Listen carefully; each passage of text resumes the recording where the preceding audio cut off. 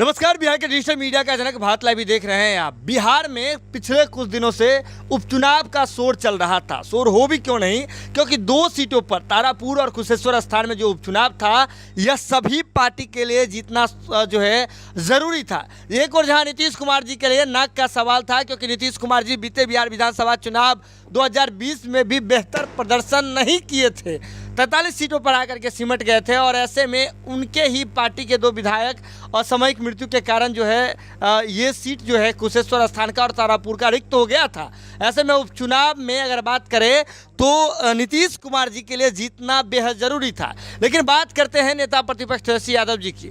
नेता प्रतिपक्ष तेजस्वी यादव जी के लिए भी जीतना उतना ही जरूरी था जितना नीतीश कुमार के लिए। मायने अलग अलग थे। तेजस्वी यादव को राजनीतिक रूप से स्थापित होना था, क्योंकि लालू प्रसाद यादव जी अब बिहार आए हैं और बिहार आकर के लालू प्रसाद यादव जी ने भी अपना जोर लगा दिया। इसके बावजूद राजद का जादू नहीं चल पाया, लालू प्रसाद यादव जी का जादू नहीं चल पाया। और जरूरी इसलिए था तेजस्वी यादव जी के लिए स्थापित होना, क्योंकि लालू प्रसाद यादव जी अब अपने स्वास्थ्य के कारण बार बार आकर के तेजस्वी यादव जी की नैया को पार लगाने का प्रयत्न करते हुए नहीं दिख सकते हैं। जरूरी था चिराग पासवान जी के लिए जीतना भी। चिराग पासवान के लिए इसलिए भी क्योंकि अपने पिता के साये यानी कि रामविलास पासवान जी का साया उठने के बाद जब चिराग पासवान जी अपने पार्टी में अपनी हुकूमत कायम करना चाहते हैं तो उस समय लोजपा में टूट होती है। अपने ही चाचा अलग हो जाते हैं, एनडीए से जाकर के मिल जाते हैं, नीतीश कुमार जी से जाकर के मिल जाते हैं चाचा। जिसके बाद चिराग पासवान जी को अपना विजन साबित करने के लिए अपनी राजनीतिक सूझबूझ और अपनी राजनीतिक स्थापिता को बनाने के लिए चिराग पासवान जी के लिए जीतना जरूरी था। लेकिन अब इन तमाम चीज़ों को छोड़ते हुए चलते हैं राजद की ओर।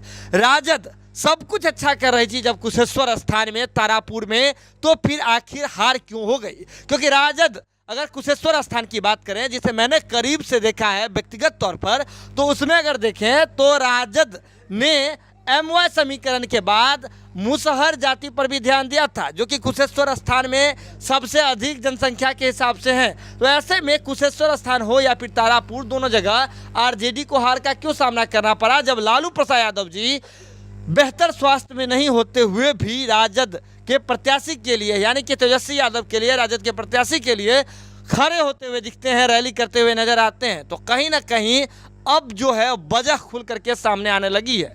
आपको बता दें कि जैसे ही राजद की हार हुई है, इसके साथ ही सोशल मीडिया पर बहुत कुछ तैरने लगा है जो तेजस्वी यादव जी के आंखों को खोलने के लिए काफ़ी है। आपको याद होगा कि मोहम्मद शहाबुद्दीन साहब अब इस दुनिया में नहीं है, लेकिन मोहम्मद शहाबुद्दीन साहब के साथ अंतिम समय में राजद की क्या भूमिका थी, क्या संबंध थे, ये बात भी किसी से छुपा हुआ नहीं है। तेजस्वी यादव की बात करें तो काफ़ी दिनों बाद उनके इस दुनिया से जाने के बाद, रुखसत होने के बाद, काफ़ी दिनों के बाद जो है कई तरह के सवाल उठने के बाद नेता प्रतिपक्ष तेजस्वी यादव वहाँ जाते हुए दिखे थे।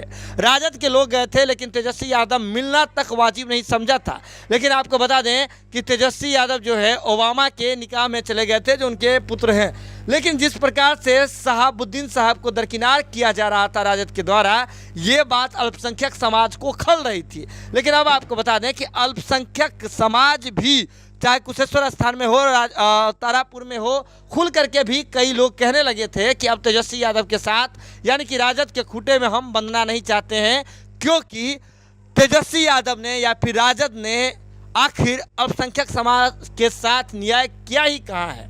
ये बात खुल करके लोग कहना शुरू कर चुके थे। लेकिन जैसे ही हार हुई है, इसके साथ ही सोशल मीडिया पर जो है सवाल तैरने लगे हैं, कुछ शब्द जो हैं, वाक्य जो हैं तैरने लगे हैं। ऐसे ही एक वाक्य की अगर चर्चा करें तो शहाबुद्दीन साहब को पोस्ट में टैग कर करके लिखा गया है कि आज साहब की याद बहुत आ रही होगी, साहब की कमी खल रही होगी।